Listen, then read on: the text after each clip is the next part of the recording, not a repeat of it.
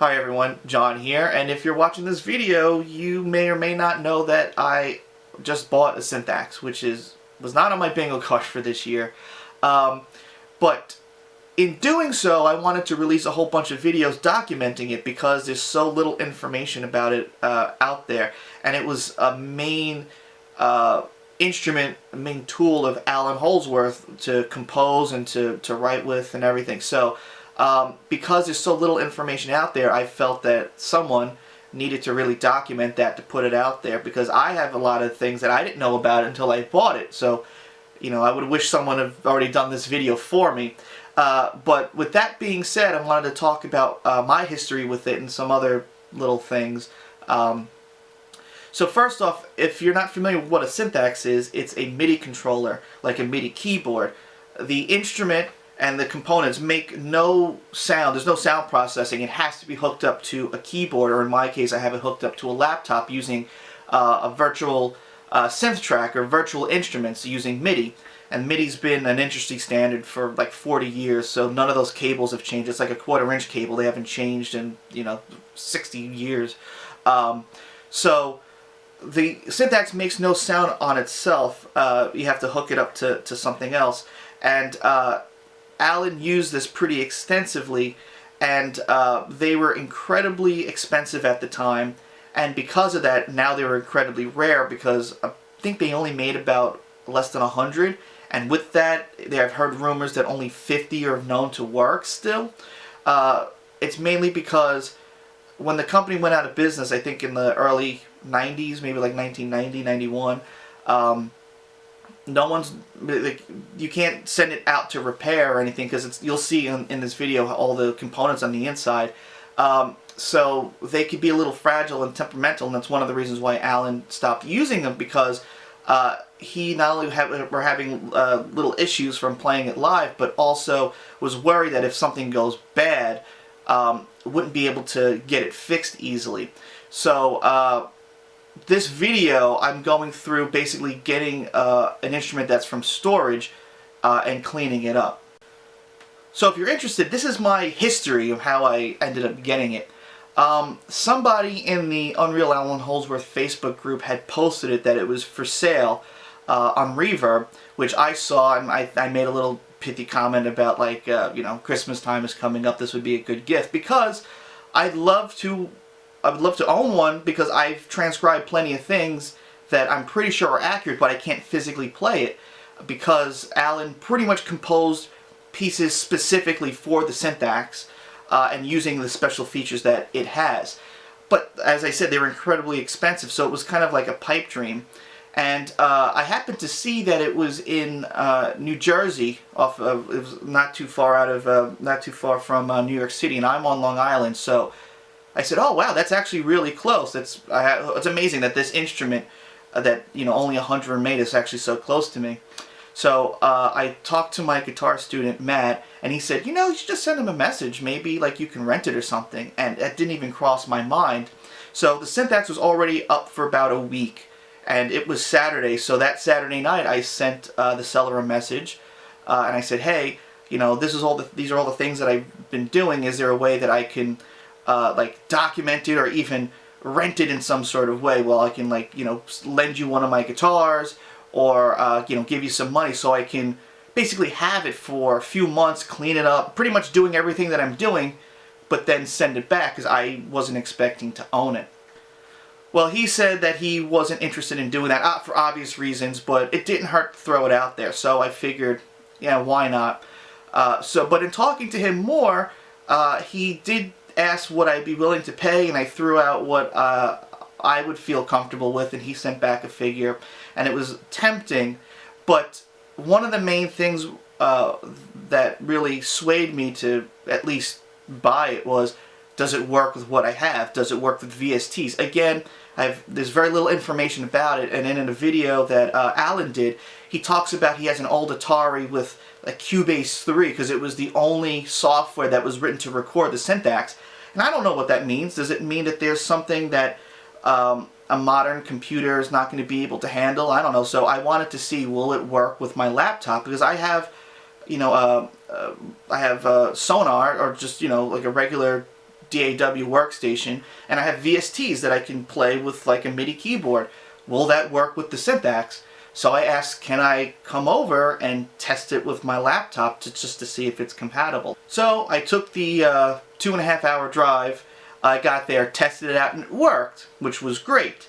But the instrument needed some work because it was in storage. So still, it was still a lot of money to drop, and even playing it, I had to fight it a little bit. But I thought, like, okay, you know, I tried it out, and that's a picture that I posted. That I took a picture that day, leaving saying, you know, it's possible I still might buy it, but I'd really have to sit and think, and you know, if I really want to spend the money to get this, because I just want to document it, I just want to play it, and then that would be it. So at rehearsal, I was talking to Greg, who's the other guitar player in Terrigenous. Terrigenous, by the way, is the band that I'm in. I'm John, and Greg is the other guy. He's done the Opeth videos. We are two different people. So he said, you know, you should just send out a cash offer and work from there. And I said, all right, that's not going to hurt. So I did that. It fell through. And I said, okay, well, maybe it wasn't meant to be. But as I was thinking about it more, I was saying to myself, you know, when am I ever going to get this opportunity? Because it's so close. I can pick it up. I can try it. I've tested it. And I want to document it. Plus, there's information on the chips that hasn't been archived. So it was really hard for me to turn down, and just by happenstance, I was an old Nintendo collector. One of my old video games went up considerably in value, so I said, wow, this is not like the universe telling me something that I should buy it. So pretty much within a few days, I said, let's do it. I bought it because I didn't want to lose it to somebody else, because when am I going to get this opportunity again? I got a really good deal. I want to thank Alex for selling it to me and giving me that price, because it's missing some things, but usually when people have these SynthAxes, they have everything. They have the stand, they have like the table that holds the console and the pedals. I just have the components that make the unit work. I don't have to step on pedals, which would really be nice. So if someone has them and is willing to sell them to me, I'll buy them, as long as it's not stupidly expensive. Who knows what they're worth? But I had to buy like a stand for it and all these little things. So, like I said, it was a learning experience. Also about the cables, I knew the cables were deteriorating, which is a common thing. So I talk about going through that. So I bought the SynthAxe on November 30th, and from that point till a couple of days ago, I've been cleaning it up, learning about it, you know, practicing on it, and you'll go through that journey with me.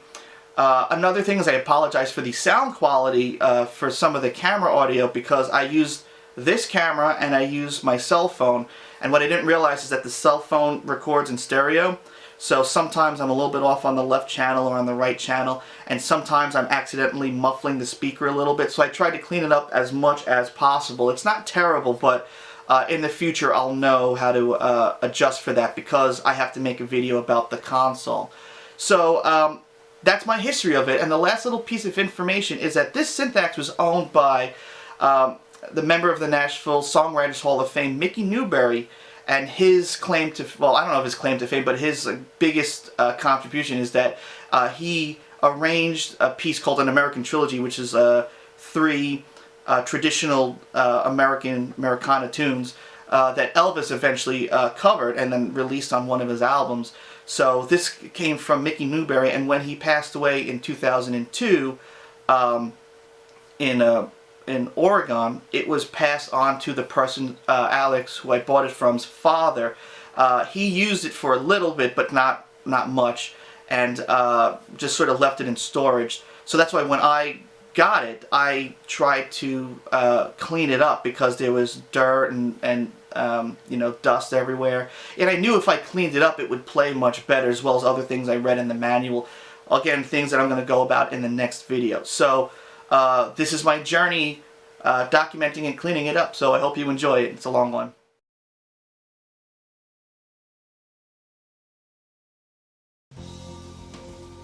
So here it is, the SynthAxe.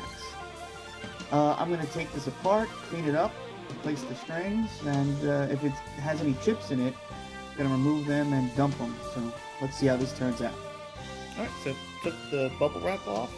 Doesn't have any cases or anything. It don't have the step-on pedals with it, but that's not a big deal because I read that you can switch through the banks on the console.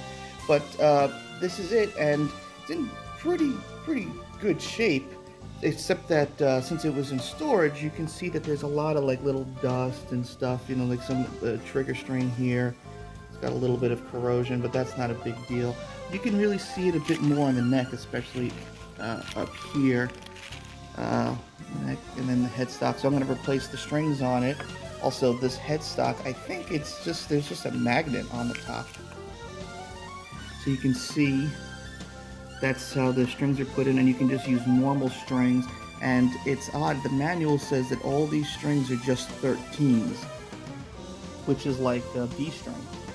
And the tension, I believe, is adjustable by this up here.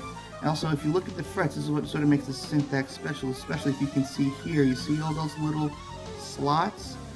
Each fret has 6 zones to it with 24 frets, so that's like 144 zones. And that's why no matter what you're playing, as long as the string makes the contact with that fret, it knows what note it should be played, which is why the tunings can be done even on the fly, because there's no real conversion necessary.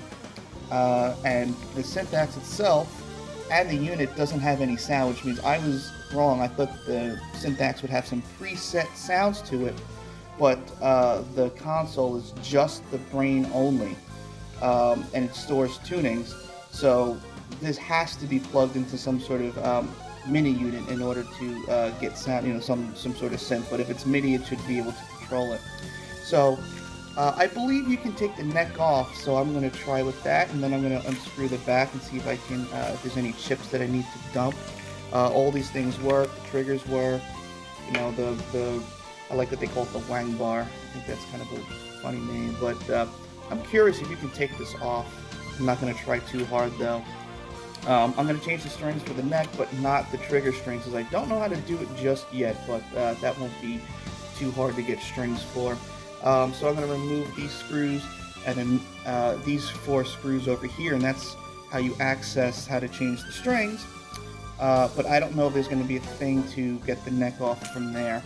So this is a learning process for me, and that's why I'm doing this, because once again, I think this information is kind of important, especially for such an expensive and rare instrument.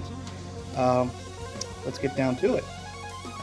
Alright, so there only seems to be like 3 Allen keys for the entire SynthAxe. This one is kind of the smaller one, so let's remove some of these screws. I'm going to put them in some WD-40 to sort of get some of the rust off. So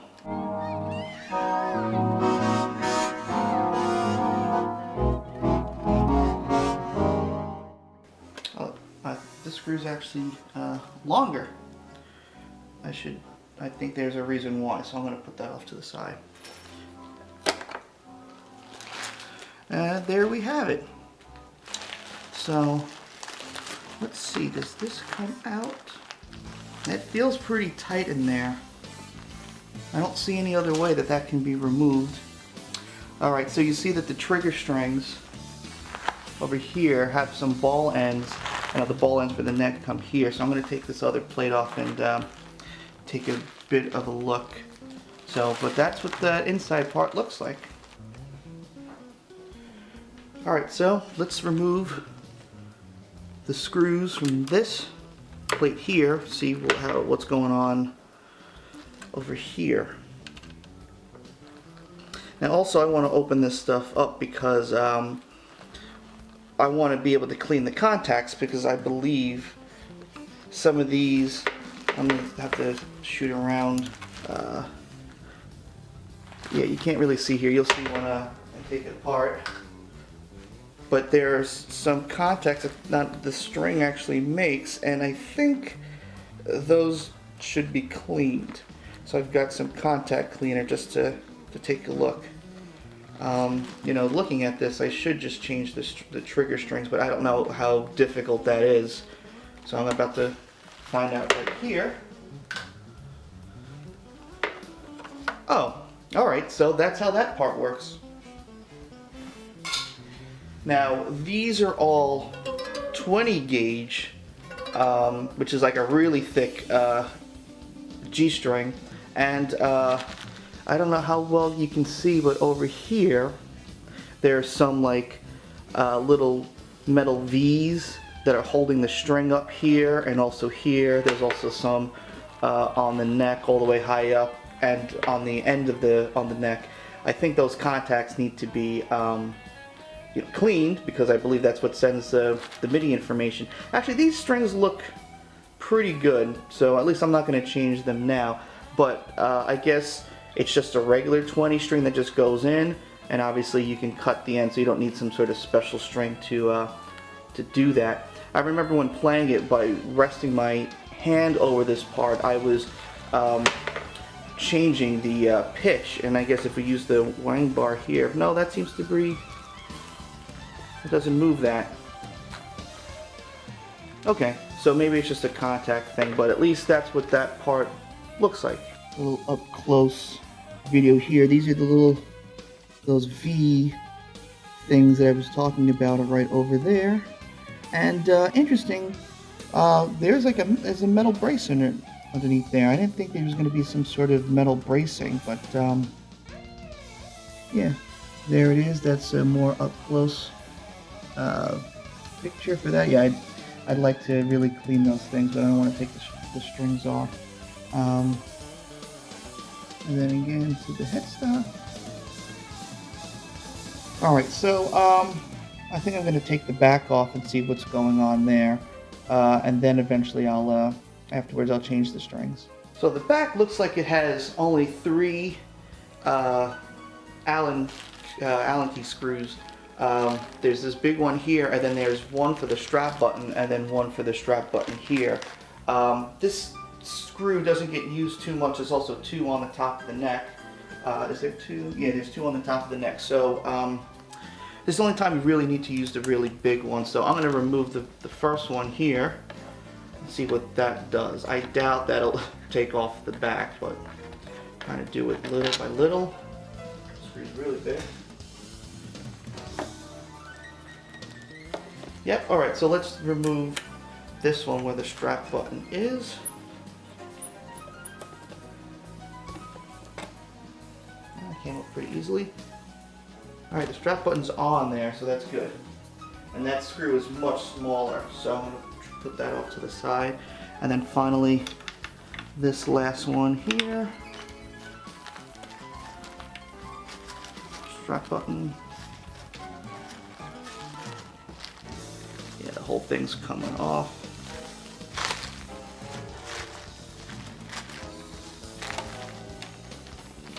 I'm going to keep this whole thing together. Also videotaping this just in case I forget and need to look. That one's really long. Okay, so I'm holding that together. Does this whole back plate come off now? Yes, it does. There we go. I've even got a little thing on the back here. SynthAxe with the model and serial number and stuff. So this is what the back looks like, and we can see we've got EPROM chips. Looks like we have 4. Got the 1, 2, 3 here, and then looks like another one here, but I'm not entirely sure.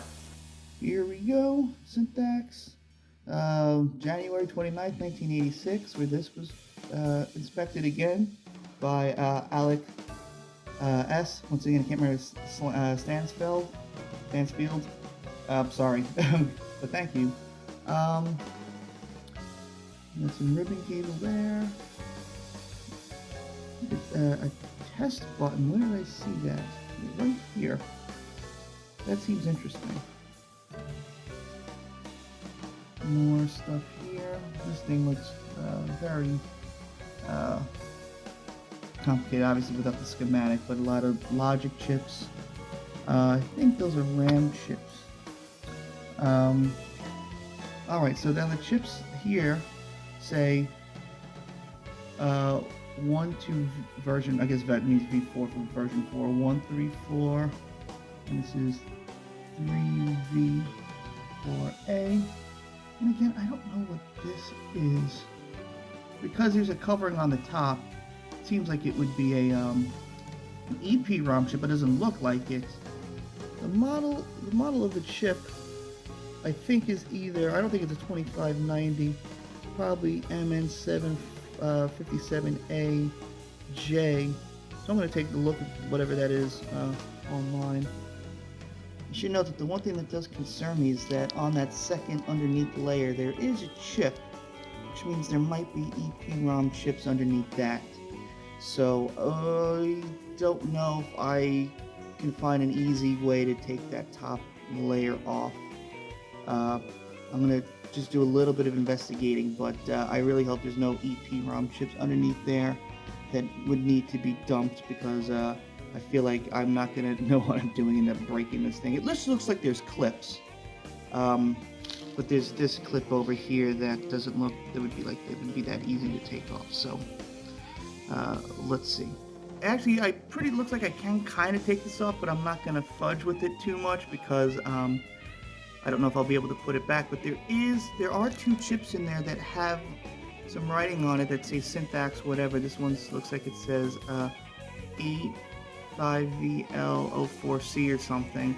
So it looks like there are EPROMs in there, but actually they might not be, now looking at it, because the surface looks flat, which is good, because that kind of chip I wouldn't be able to dump anyway. So that just might be a custom chip that SynthAxe had actually designed, but it's not erasable, programmable.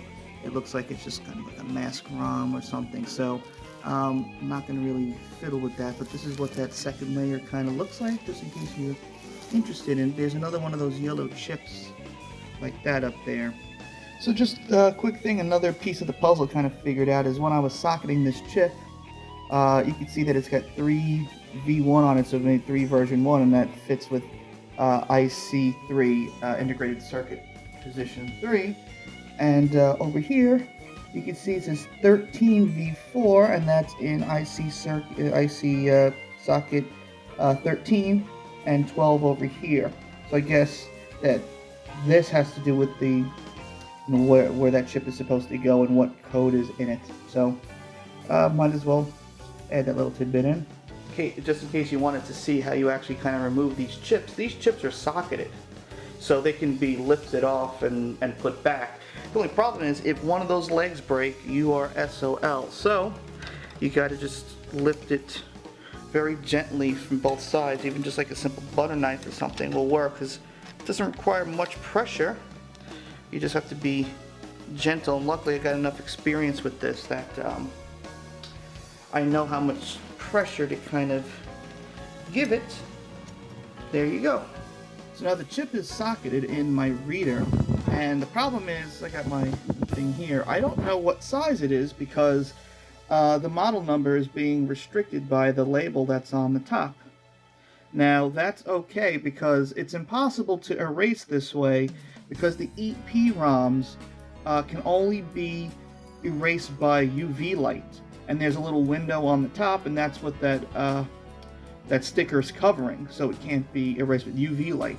So that's why, I mean, after a while, the UV light can get in there and erase one of the things, and then nothing will work, but got to document it. So I'm assuming that this is a 64 kilo, it's 28 pins, so 64 kilobytes. So I'm going to just select that and just do read. Let's see what comes up.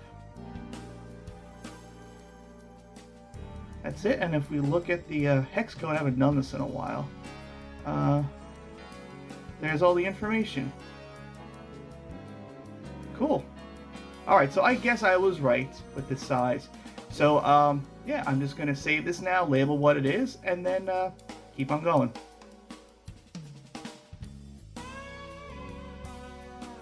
Alright, time to take the strings off, clean the neck, and put a new set on. So a couple things about the neck strings is they say to use 13s, which is what I did. But apparently you can use any gauge, even wound strings, but people preferred the plain strings over the wound strings. So that might be something to look into. And also the tension is not really that important. It's more I guess, to your playing style, but they suggested using anything that's really tight probably is not going to trigger against the fret really well, so not to get super tight with the string. But I'm just going to set up to how it is standard. And the trigger strings on the top, they say to it's a 20 gauge, but to keep it 20, and it's all tuned to about E, and to stay within like a whole step. I think either way, or maybe a half step, as I think that's important in order to actually trigger the note. But I think it's a little bit more forgiving for the neck. So I think the way that this works is that these are like sort of string trees, and this is they say 2.5 millimeter Allen key. The Allen keys that you use here are just 2.5, and 3, and the 3 just used for the 3 screws on the body. Everything pretty much uses 2 millimeter, and occasionally I guess the 2.5 for this. Anyway, so I think these are just the string trees. This is what actually holds the string in place, and then the screws behind here actually pull the tension. So it's going to be a bit of a learning experience. So let's see how this comes out. So I think what I'm going to do is I'm going to remove the string tree first.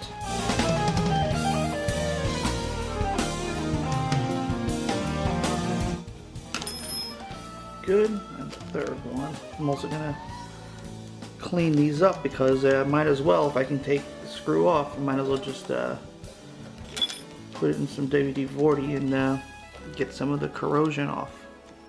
I had to just go get another cup to put the WD-40 in because I wanted to make sure to separate the screws so I know which ones are for the neck and the body. Alright, I'm going to just try this first. Oh, that was really easy. Okay, came right out.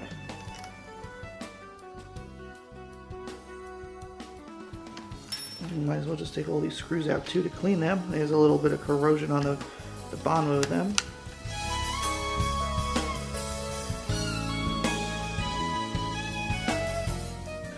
These are probably the same, I'm going to imagine the same strings that were put on it in 1985.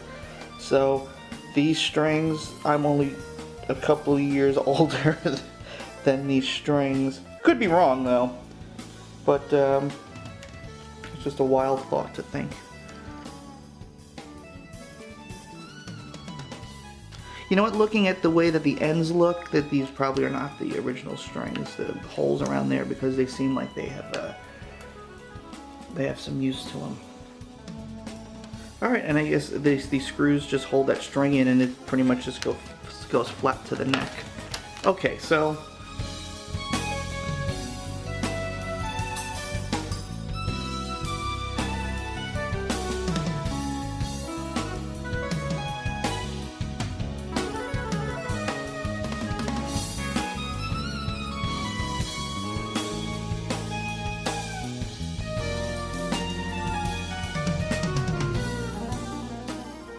and you can see here that the strings get fed through the bottom.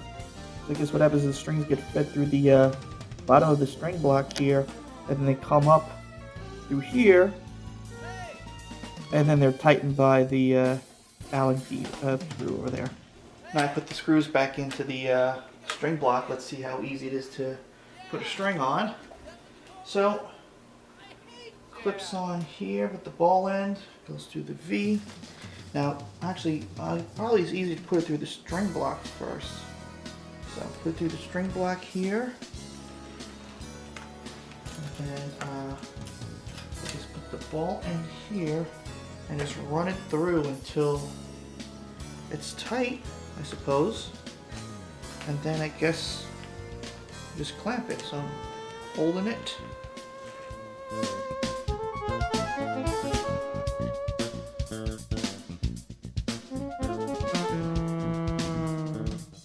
Okay, so at least that's on. How do I tune it? How do I keep it tight? I'm sure I just gotta maybe just adjust this thing here.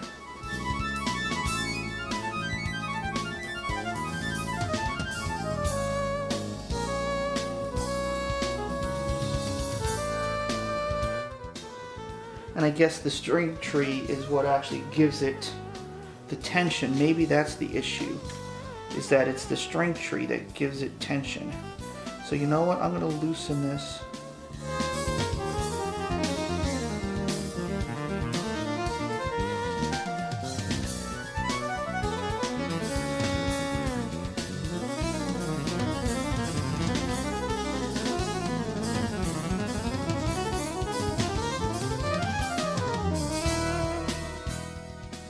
Still loose, but I think that's, like I said, what the string tree is going to do. So this will be a work in progress. I'm just going to keep at it, but that's kind of what you're supposed to do as far as I know.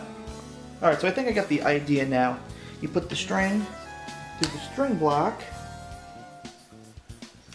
then underneath the string tree and the, and I guess the little V thing, and pull it at the end. Make sure you put the ball in through. Make sure it's lined up, and then once it's configured there, kind of, I guess, hold this thing forward, hold the string block forward, and then tighten it. And also you try to move it as high as possible so you can get it as high on the string as you want. So I guess it'd be easier to tune it. So then once I got it locked in, then as I twist this, then I can tune it easier. Not that it really needs to be tuned, but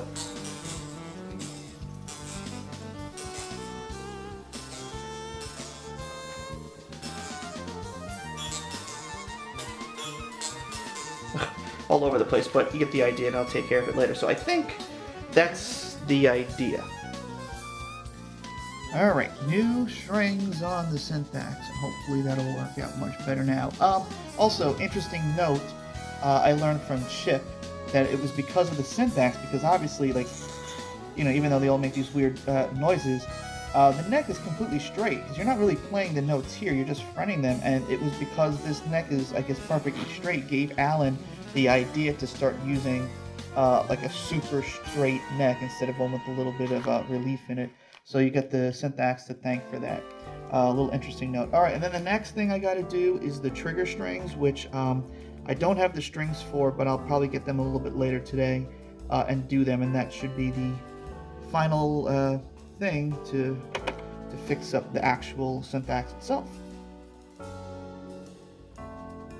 Alright, now I'm going to replace the trigger strings. They work pretty well, but there's some corrosion on the strings and some dust in there I want to get out. Plus I want to be able to clean some of the sensors in here. Now, this is a few days later because these types of strings that are used are actually 20 gauge. So I have these Dario 20 gauge single strings. They're a little hard to get because that would be the equivalent of a plain G on a set of 12s. So they're not really easily available. So thanks for Jeff for helping me out and getting some at the Dario. So yeah, and they also should all be tuned to E. This one's a little bit more tricky from what I've read than the neck strings, but I don't think it'll be too much of a problem. I think now that I've replaced the neck strings, that I got an idea of how to replace these. So let's see how that goes.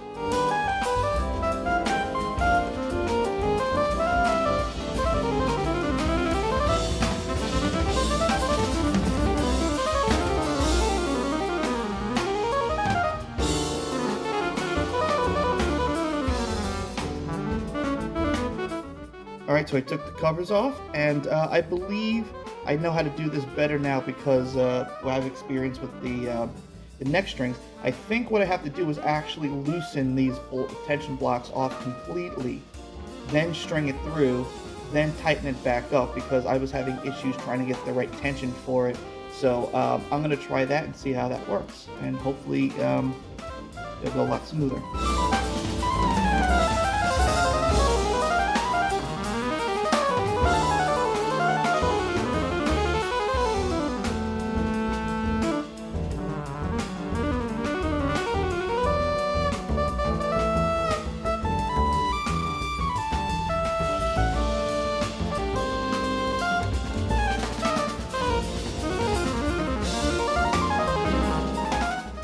So trigger strings are off. I'm going to clean these contacts here these little metal V things with some contact cleaner, obviously get some of the dust out.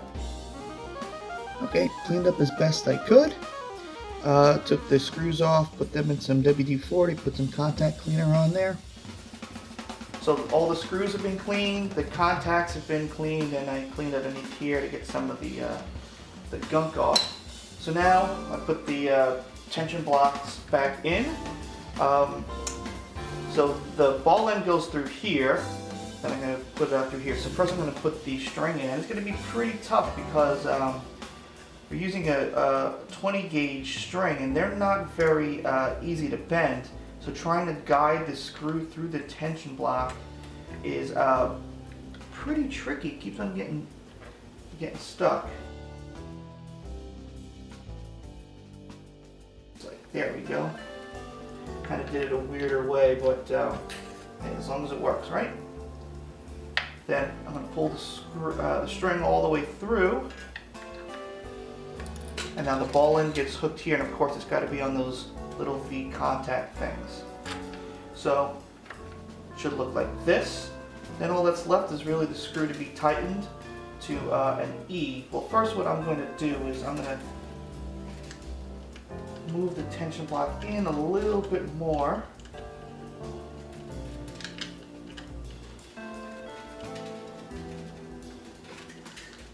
Alright, I think that's good. Then get to lock the string in place.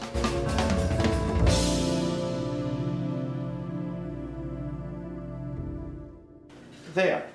Now that screw is in, and the string is secured. Now all that's got to be done is tightening it to E and then cutting the end off. So I'm going to do these for the rest of these. I might have left too much slack here, but this is a learning process. So the next shot you'll see is hopefully they'll all be done and tuned to E. Alright, so I finally put all the strings on, which was a pain in the ass. They all need to be tuned to E. And you can see how sensitive it is, just with a little bit of a twist here. That was like a 1/10 of a turn, not even. So it's really sensitive in order to adjust these, but they're all done, thank God. So here's the console unit. A little scratched up, but who cares, because it's not meant for looking at, it's meant to play. But yeah, this is what stores all the information about the tunings and the presets and all that kind of stuff. So I got to, and even things like how sensitive you want the frets to be. So I got to figure out all that stuff. I'm going to take this apart because there could be some EPROM chips in here that need to be dumped. I'm not sure, but I'm going to be really careful because I don't want to mess this thing up, because I'm sure it's kind of sensitive. And also, you know, all the buttons work in here. They're all pretty responsive, except for this octave up button seems to get stuck. So opening up, hopefully I'll be able to clean that. And just looking around, there's really not much anything else here, but we have the pedal unit, and that's what actually goes to the floor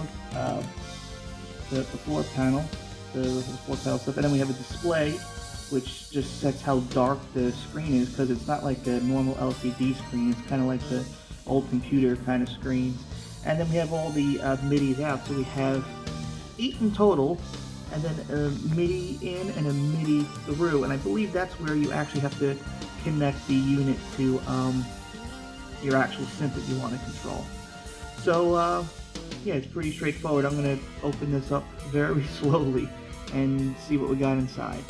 Alright, well I tested all the Allen keys to make sure that they'll actually remove, and they do. They're not going to get stuck. That's a good sign. So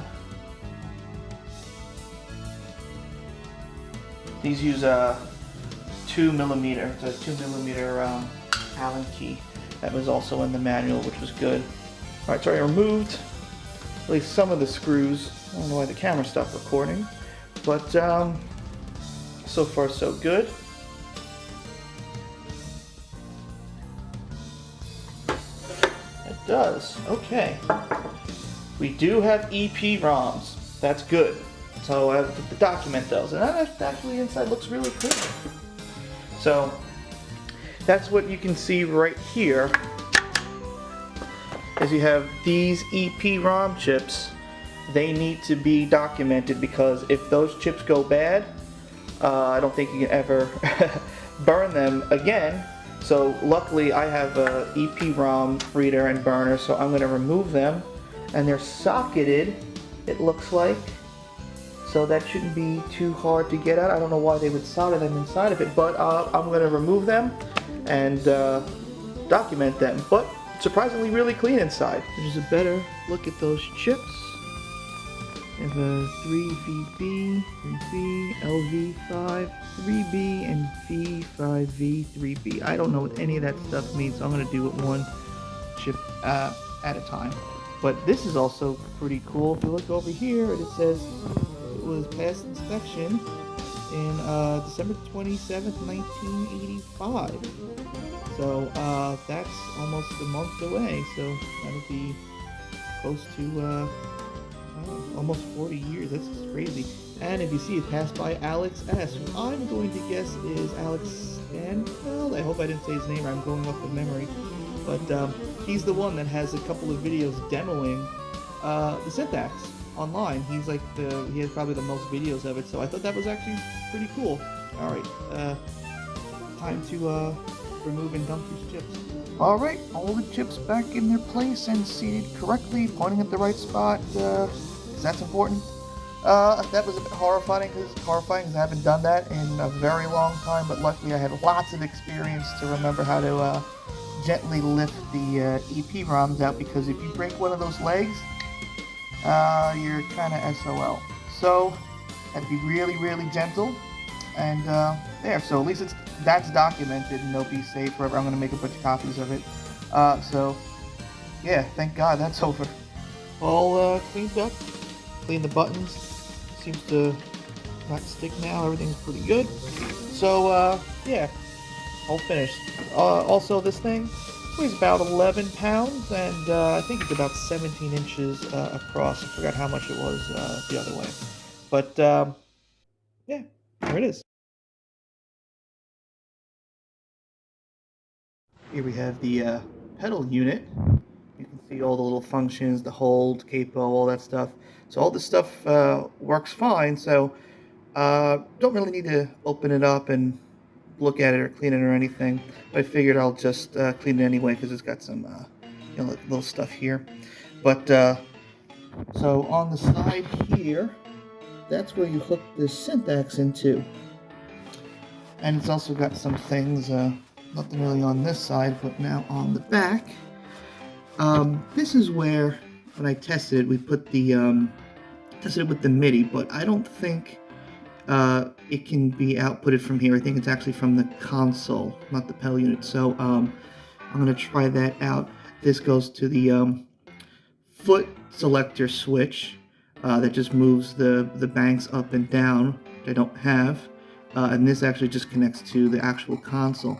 Now this I wasn't quite sure what it did, but when reading the manual online, it looks like that you can actually use the SynthAxe without the console and the different positions here, even though there's, I don't know, what does it go to, F? So at the 0 to 9, so that's 10, and then to F, maybe like 15 or 16 different things here. Only on certain positions it goes into certain modes. There's like a mono 1, a mono 2, mono 3, poly 1, and poly 2. But I believe the manual says that when it's connected to the console, this doesn't get used. I think it's only for like testing purposes. Yeah, and then if we look here, obviously the on and off switch, the power supply, and the fuse, and it tells you what type of fuse in there, which is always nice. And over here has a little selector switch to tell you if you want to use it in the US or in the UK, because obviously this comes from Europe, so that's 230 volts. Obviously we're in the US, we're using 115. So that's really it about the pedal unit. Nothing that fancy about it. I'm gonna clean it up now. I try to get in to take a picture of the inside, but as you can kind of see in here, what we kind of got. So I didn't see any chips or anything that needed to be, any EPROM chips that needed to be read to document. So I guess this is going to be as good as it's going to get for now. So also the weight of this thing, it's about a little over 16 pounds, and it's, I think, about 19 inches across. So yeah, that's the floor unit.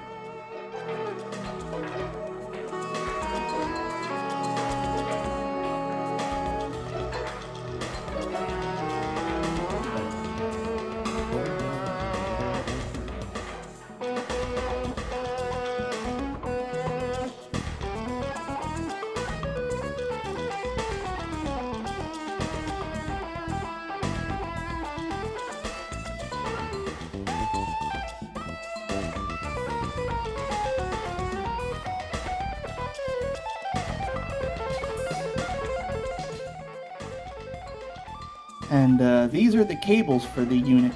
As you may or may not know, apparently the SynthAxe cables tend to sort of decay in a way. I guess it's some chemical reaction inside of the shielding that they use. So look, it just comes, right off, and all that's left is the shielding. So I had ordered some heat shrink tubing, thanks to my friend Kevin for letting me know about it, and that's going to come, and I'll insulate these. But I also wanted to show you the ends. Now in the manual it says you have to hook up the cables in sort of like a specific way. You can see that there's a black ended one here, a white ended one here, and then there's a gray ended one here. The black one is what connects the SynthAxe to the floor unit. The white one connects the floor unit to the console, and the gray one connects the step-on pedal to the floor unit, which I said I don't have, so I'm not going to wrap this one, at least just yet.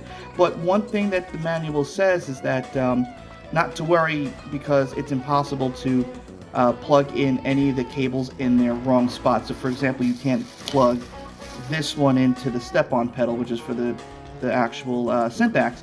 And I was curious why, and it's because if you look at the top here, there's a notch. There's one little metal. It's actually on the metal notch. But then if you look at the same spot on the white one that goes into the console, you can see that there's two. And then on the step-on pedal, it's two as well, but they're further apart. So physically, you cannot put these cables in any other position.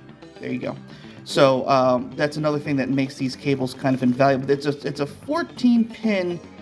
It says in the manual it's a multi-core cable, and it looks like this. I don't know if you can get these cables anywhere else, but the problem is these ends. This part is not a big deal. You can just rewrap them, but if the cable goes bad and you lose, let's say, something like this, I don't know if they can be replaced. Especially the inside might be fine, the 14 pin in here, but trying to get it fitting inside of the console unit because of those notches on the top, that concerns me. So when I get the wrapping, I'll do that. Now I'm going to try to put some electrical tape on these cables, because as you can see, look at all this plastic, whatever. So I got to take all this stuff off. But also, as you can see from the cable, the shielding actually coming off a bit. So I'm going to have to wrap them up with electrical tape and get them secure before I completely rewrap them. And also I got to clean these as well. The SynthAxe works fine, but the connector that goes to the console sometimes turns off, and I'm thinking that's just because the cables need to be wrapped and also clean it with contact cleaner and stuff. So I'm going to get to that now. It's going to be a lot of fun taking all this. I mean, like you can just look at it, see, it just like comes right off, basically. Chips. That's not a good example here, but yeah, I actually tested this out in my room, and I didn't even move any of the cables, and it was already filled with this stuff. So I can't wait to just take all this junk off and wrap them up. Check this out, just how deteriorated this cable is if I just twisted. Look at all the stress cracks. No. All right, finally removed all that casing off of it. Actually, I'm glad I did because it also smelled. And my finger, it had left like a weird film on my fingertips. So this is the SynthAxe cable, which apparently is 5 meters. This is the console cable. I still have a little bit of this left over. I'll be able to take that off. And then this is the step-on pedal one. I left these ends because I'm not going to really use this because I don't have the step-on pedal. Also, another interesting thing, the manual says this is 5 meters long, but these are actually 1 meter.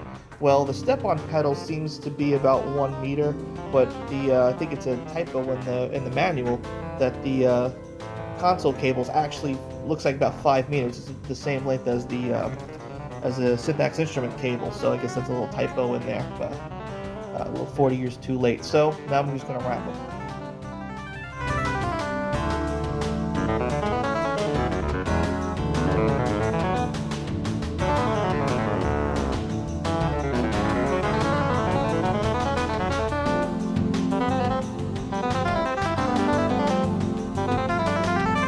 We're just cleaning this and just getting it to fit right.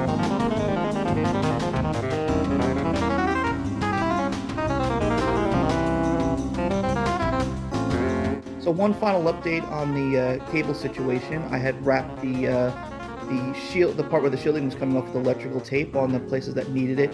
The step-on cable didn't really need it, just the SynthAxe and console cable.